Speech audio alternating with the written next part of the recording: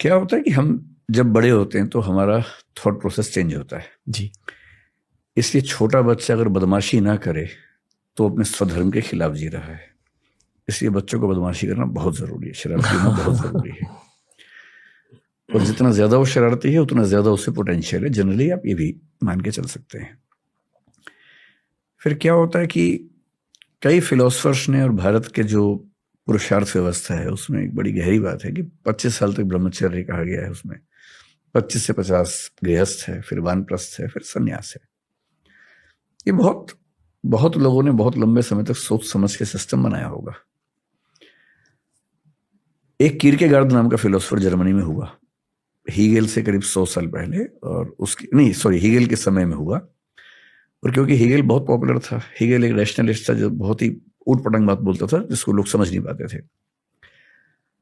उसने बड़ी गहरी बात कही कि जिंदगी में फेजेस आते हैं। शुरू में आप सुखों के पीछे भागते हैं, अंधे होके भागते हैं कि मुझे ये खाना है, ये पीना है, सेक्स चाहिए, ये चाहिए, वो चाहिए। ये सब चीजें बहुत अट्रैक्ट करती हैं कुछ समय के लिए, लेकिन जब आप इससे बाहर निकलते हैं आपको गिल्ट नहीं तो कम से कम ये लगता है कि इतना क्यों पागल हो गए थे इसके पीछे। धीरे धीरे आप नैतिक जीवन की ओर बढ़ते हैं, फिर नैतिक जीवन से भी ऊब होने लगते हैं, फिर आप स्पिरिचुअल लाइफ की ओर बढ़ते हैं। इसी बात को एक शायर ने बड़े खूबसूरत अंदाज में कहा। मेरा बेटा अभी 16-17 साल, 16.5 साल का, उसका फेवरेट शेर है, वो बड़ा शेर आजकल सुनाता रहता है मुझे।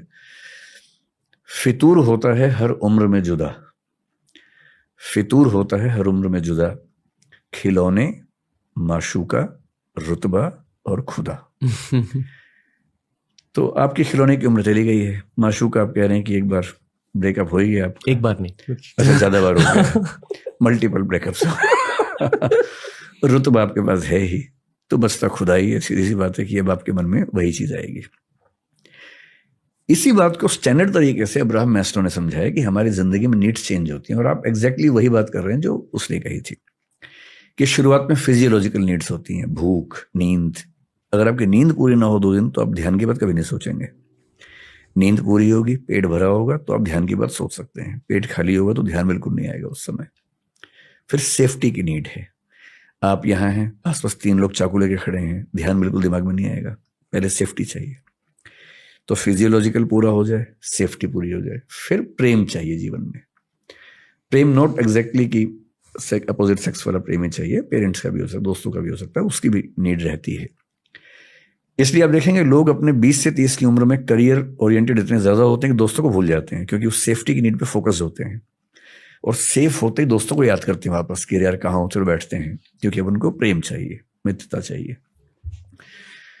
प्रेम के बाद होता है एस्टीम, इज्जत, रुतबा, जो आपको बहुत जल्दी मिल गया। कई लोगों को ताउम्र नहीं मिल पाता है, किसी को लेट मिलता है। जब इज्जत भी मिल गई, प्रेम भी मिल गया, सेफ्टी भी है, पेट भरा हुआ है, तो जो नीड पैदा होती है उसको सेल्फ एक्चुअलाइजेशन बोलते हैं, जिसको गीता की भाषा में कहते स्वधर्म, कि मैं किस चीज के लिए पैदा हुआ हूं, अब वो काम करना है। और ये आमतौर पर सोशल टच इसमें आता है। जैसे वानप्रस्थ भारतीय परंपरा में है कि 50 तक कमा लो, परिवार सेट कर लो, 50 के बाद सोचो कि भाई अब 20-25 साल बचे, 30 साल बचे, कितना अपने लिए करोगे, जिस समाज से लिए उसको लौटाओ।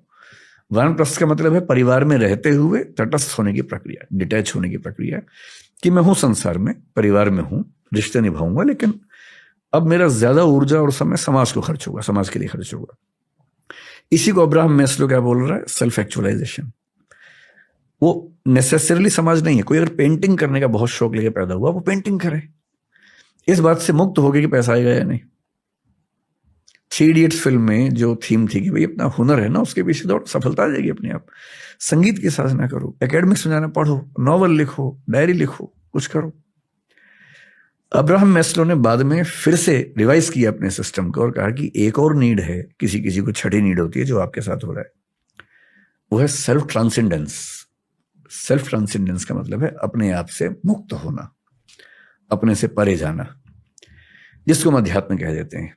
और अध्यात्म का बहुत ध्यान रखना है, स्पिरिचुअलिज्म और अध्यात्म एक बात नहीं है, बहुत बड़ी गलत फहमी है।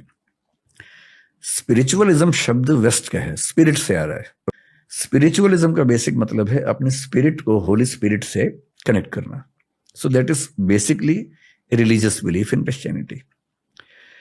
अध्यात्म वो नहीं है, ये अधिआत्म है।